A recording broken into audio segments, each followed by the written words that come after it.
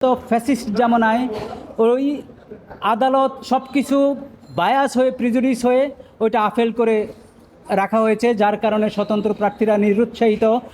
সেই 1% ফেরেই কিন্তু পড়ে গেছেন তাসনিম জারা সহ আরও অনেক প্রার্থী। আসসালামু আলাইকুম প্রিয় বন্ধুরা, সবাইকে শুভেচ্ছা। আশা করছি সবাই ভালো আছেন। বাংলাদেশের নতুন প্রজন্মের যে রাজনীতি, বিশেষ করে 24-এর গণঅভ্যুত্থানের পরে এনসিপি যে দল গঠন করেছিল, সেখানে আমাদের ডাক্তার তাসনিম জারা, তাকে নিয়ে মানুষের খুব ভালো একটা প্রত্যাশা ছিল এবং সবাই কিন্তু তাকে খুব পজিটিভলি নিয়েছিল যে দেশের বাইরে থেকে এসে তিনি রাজনীতি করতে চাইছেন দেশের জন্য। সেটিকে অনেকেই খুব পজিটিভলি নিয়েছিলেন। কিন্তু তিনি এনসিপি থেকে তো পদত্যাগ করলেনই, শেষে স্বতন্ত্র নির্বাচনের জন্য দাঁড়ালেন। স্বতন্ত্র নির্বাচনেও তার প্রার্থিতা বাতিল হয়ে গেছে। অর্থাৎ স্বতন্ত্র নির্বাচন করতে হলে যে 1% ভোটারের স্বাক্ষর লাগে, সেই স্বাক্ষরের গরমিল থাকায়, তথ্যের গরমিল থাকায় তার যে মনোনয়নপত্র সেটি বাতিল করে দিয়েছেন রিটার্নিং কর্মকর্তা। এবং এই ঘটনার পর কিছুটা হতাশ মনে হয়েছে তাকে, যদিও আপিল করার কথা বলেছেন যে আপিল করবেন। কিন্তু এই যে স্বতন্ত্র প্রার্থীদের নির্বাচনের ক্ষেত্রে যে 1%-এর যে বিধান, সেই বিধানটি নিয়ে বিতর্ক আছে এবং এটি অনেক দিন থেকেই আছে বিতর্ক। এটি দুই দিকেই আছে, দুই রকমের যুক্তি আছে। এই বিধানটির দরকার আছে, সেটিও যেমন যুক্তিযুক্ত, আবার এই বিধানটির কারণে অনেক ভালো ক্যান্ডিডেট তারা স্বতন্ত্র নির্বাচন করতে চাইলেও করতে পারেন না, সেটির পক্ষেও যুক্তি আছে। এবং এই বিষয়টি নিয়ে কিন্তু হাইকোর্টে একাধিক রিট হয়েছে, সেটি আপিল পর্যন্ত গিয়েছে। এবং কিছুদিন আগে, এই মাস খানেক আগেই, দুজন আইনজীবী তারা এই রিভিউ পিটিশন দায়ের করেছিলেন। শুনানি হয়নি। যদি রিভিউ পিটিশনটি শুনানি হয়ে যদি আদালত একটা আদেশ দিত যে আরপিওর যে 12-3 সেটি বাধ্যতামূলক যদি না থাকতো, তাহলে অর্থাৎ 1% ভোটারের যেই স্বাক্ষর নিতে হয় সেটির বাধ্যবাধকতা যদি না থাকতো, তাহলে হয়তো অনেক মানুষ নির্বাচন করতেন। এটি যারা রিট করেছেন তাদের দাবি। আবার অনেক স্বতন্ত্র প্রার্থীও, বিশেষ করে 2023 সালে নির্বাচনের আগে, 2023 সালে কিন্তু এই যখন প্রার্থিতা বাছাই হয়, তখন কিন্তু 400-রও বেশি প্রার্থিতা বাতিল হয়েছিল এই 1% স্বাক্ষরের ঘটনায়, স্বাক্ষরের নানান অনিয়ম এবং গরমিলের ঘটনায়। কারণ এখানে স্বাক্ষরটা, যার স্বাক্ষর নেওয়া হয় তার কিন্তু আবার ওই সার্ভার থেকে, নির্বাচন কমিশনের যে সার্ভার আছে, ওয়েবসাইট আছে, সেখানে জাতীয় পরিচয়পত্রের সাথে মিলিয়ে দেখা হয়। ফলে এখানে যদি গরমিল থাকে তাহলে সেটি কিন্তু ধরা পড়ে যায় এবং মনোনয়নপত্র বাতিল হতে পারে। তো সেই প্যাচেই পড়ে গেছেন তাসনিম জারা। ফলে তারটা এখন একেবারে অনিশ্চিত। যদিও বলেছেন আপিল করবেন, আপিল করলে অনেকে ফেরত পান, তিনিও হয়তো ফেরত পাবেন আমরা আশা করি। তবে তাসনিম জারার এই যে মনোনয়নপত্র বাতিল হলো, সেটি নিয়ে কিন্তু অনেকের মধ্যে আমরা হতাশা দেখেছি। অনেকেই ফেসবুকে, সোশ্যাল মিডিয়াতে লিখেছেন।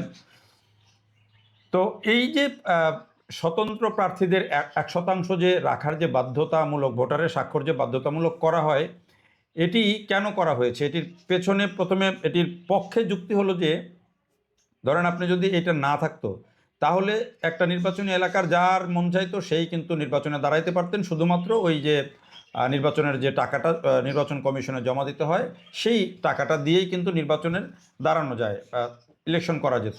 সে ধরেন যদি একটা এলাকায় এরকম 20 জন স্বতন্ত্র প্রার্থী দাঁড়িয়ে গেল, তাহলে বিভিন্ন রাজনৈতিক দল এবং 20 জন স্বতন্ত্র প্রার্থী মিলিয়ে প্রার্থীর সংখ্যা অনেক বাড়লো। যদি তাদের মনোনয়নপত্র বৈধ হয়ে যায়, তাহলে ওই প্রত্যেক স্বতন্ত্র প্রার্থীর জন্য আবার তাদেরকে প্রতীক দিতে হবে, সেই প্রতীক ব্যালট পেপারে রাখতে হবে। ফলে এটি একটা বড় জটিলতা তৈরি করতে পারে, কারণ এক একজন প্রার্থীর প্রচুর তথ্য, এগুলোকে ইনকর্পোরেট করতে হবে, এগুলোকে নির্বাচন কমিশনের যাচাই বাছাইয়ের বিষয় আছে, যারা স্বাক্ষর দিচ্ছেন তাদের যাচাই বাছাইয়ের বিষয় আছে। এই কারণে নির্বাচন কমিশনের যুক্তি হলো যে, যেই লোকটা নির্বাচন করবেন, মানুষের জন্য কাজ করবেন, যেই এলাকার মানুষের জন্য কাজ করবেন, সেই এলাকার মানুষের অন্তত 1% মানুষ তাকে সমর্থন করে, এইটার গ্যারান্টি তারা চান। তা না হলে তার এখানে রাজনীতি করার বা নির্বাচন করার ভিত্তিটা কি, সেই জায়গাটা ক্লিয়ার হতে চায়। এটা অনেকটা যুক্তিযুক্ত। এটা হচ্ছে মোদ্দা যেই যুক্তি সেটি। এর বাইরে আরও কিছু যুক্তি আছে। তবে যেটি এইটা নিয়ে যে বিতর্ক যেটি হয় যে 1% ভোটার যদি প্রকাশ্যে স্বাক্ষর করে তাহলে কিন্তু এই ভোটারের যে গোপনীয়তা, মানে ভোট তো গোপন ব্যালটে দিতে হয়, তখন কিন্তু এই ভোটারের গোপনীয়তাটা কিন্তু নষ্ট হয়ে যায়, যেটাকে সংবিধানের সাথে সাংঘর্ষিক। অনেক আইনজীবী বলেন যেটি সংবিধানের সাথে সাংঘর্ষিক, 27, 31 এই ধারাগুলোর সাথে সাংঘর্ষিক অনেকেই বলেন। সেই কারণে এইটিকে হাইকোর্টে চ্যালেঞ্জ করা হয়েছিল। তো সেই আইনটা কিন্তু, বিধানটা কিন্তু বাতিল হয় নাই, এখনও কিন্তু 1% স্বাক্ষর লাগে, এবং এবারে যারা নির্বাচন করছেন তাদেরও কিন্তু সেটি লাগছে।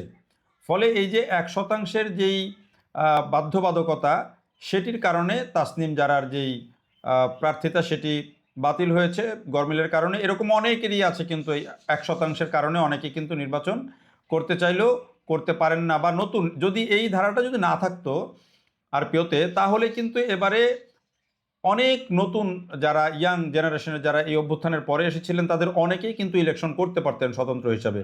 এই 1%-এর কারণে হয়তো অনেকেই এই সিদ্ধান্তটি নিতে সাহস পান নাই, ফলে তারা বিভিন্ন রাজনৈতিক দলের সাথে ঢুকে গেছেন, কেউ জোটে ঢুকে গেছেন, আমার কাছে পার্সোনালি তাই মনে হয়।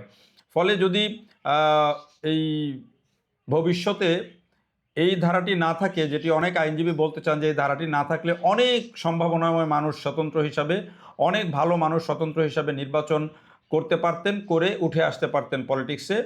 এটি রাজনৈতিক দলগুলো এই ধারাটাকে কুক্ষিগত করে রাখতে চায়, এমন অভিযোগ তাদের, যে রাজনৈতিক দলের বাইরে যেন কেউ ভালো মানুষ ঢুকতে না পারে, সেই কারণে এটিকে আটকে দেওয়া হয়। এটিও রাজনৈতিকভাবে, এটিকে গণতন্ত্রের জন্য, গণতন্ত্রের বিরোধীও বলছেন অনেকেই, এবং বলছেন যে এটি হচ্ছে যে আসলে ওই যে রাজনীতির যে পরিবর্তন, সেই পরিবর্তনের ক্ষেত্রে এটি খুব ইতিবাচক প্রভাব ফেলবে না।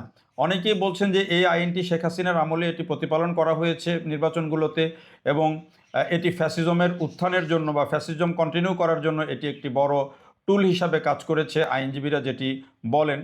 তবে এই সরকার, অর্থাৎ এই যে অভ্যুত্থানের পরে যে সরকার, যারা অনেক সংস্কার করলো, অনেক আইন পরিবর্তন করলো, নির্বাচন কমিশনের সংস্কারের জন্য আলাদা করে কমিশন করা হলো, এত সংস্কারের পরেও কিন্তু এইটি কিন্তু রেখে দেওয়া হয়েছে। আসলে এটা একটা চেক অ্যান্ড ব্যালেন্সের মতো একটা ধারা আমার কাছে যেটি মনে হয়। তাছাড়া ফ্লাড গেট ওপেন হয়ে গেলে এইখানে নির্বাচন কমিশনেরও কিন্তু সেগুলোর মনিটর করা, নিয়ন্ত্রণ করা অনেক কঠিন হবে। বিপরীত যুক্তিও আছে। এইবারেও বিভিন্ন কারণে মনোনয়নপত্র বাতিল হচ্ছে। এবছরও অনেক প্রার্থীর মনোনয়নপত্র বাতিল হয়েছে। ঢাকায় 174-এর জন্য, ঢাকার যে আসনগুলো 174 জনের মধ্যে 56টা বোধহয় বাতিল হয়েছে, যতটুকু এখন পর্যন্ত তথ্য পেলাম। বাতিল হওয়ার জন্য, মনোনয়নপত্র বাতিল হওয়ার আরও অনেকগুলো কারণ আছে। বেসিক কারণের মধ্যে প্রথম হচ্ছে ঋণখেলাপি, যেটির কারণে মাহমুদুর রহমান মান্নার বাতিল হয়েছিল, আবার আপিল বিভাগ থেকে সেটি চেম্বার আদালত থেকে হয়েছে, আবার তারটা বাতিল হয়েছে, সেটিও শুনেছি।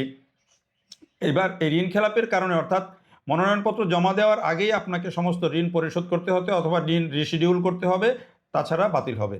ক্রেডিট কার্ডে যদি কারো লোন থাকে সেটির কারণেও হতে পারে। বিদ্যুৎ বিল, গ্যাস বিল, পানি বিল এগুলো যদি বাকি থাকে সেটার কারণে কারো মনোনয়নপত্র বাতিল হতে পারে। নৈতিক স্খলনজনিত কারণে, অথবা 2 বছর বা তার বেশি যদি সাজা হয়, এবং এই সাজা খাটার পরে 5 বছর অতিবাহিত না হলে তিনিও মনোনয়ন তার কারণে যদি দেন তাহলেও মনোনয়নপত্র বাতিল হতে পারে। এইসব কারণগুলো আছে। এরকম নানান কারণে মনোনয়নপত্র কিন্তু বাতিল হয়। হলফনামায় যদি সম্পদের তথ্য গোপন করেন, বা সেখানে যদি কোনো গোপন করেন বা সেটি নিয়েও কিন্তু বাতিল হতে পারে। তো নানান কারণে মনোনয়নপত্র বাতিল হয়, এবং এবারও হয়েছে। নিশ্চয়ই আপিল হবে, আরও অনেকের টিকবে, অনেকের অনেক বাতিল হবে। তো সব মিলিয়ে আসলে যেই কারণে এটি বলা যে এই যে স্বতন্ত্র প্রার্থীদের যে বিধানটা 1% ভোটার স্বাক্ষর, সেই বিধানটা আসলে আমাদের এই যে নতুন যে সংস্কার কমিশন হয়ে, যে এবারে যে নির্বাচন সংস্কার কমিশন হওয়ার পরেও যে কমিশন সেটি রেখে দিল, সেটি নিশ্চয়ই এর পিছনে তারা কোনো কারণ খুঁজে পেয়েছেন। আর সেই কারণেই কিন্তু, মানে সেই 1%-এর ফেরেই কিন্তু পড়ে গেছেন তাসনিম জারা সহ আরও অনেক প্রার্থী। দেখার জন্য সবাইকে অনেক ধন্যবাদ।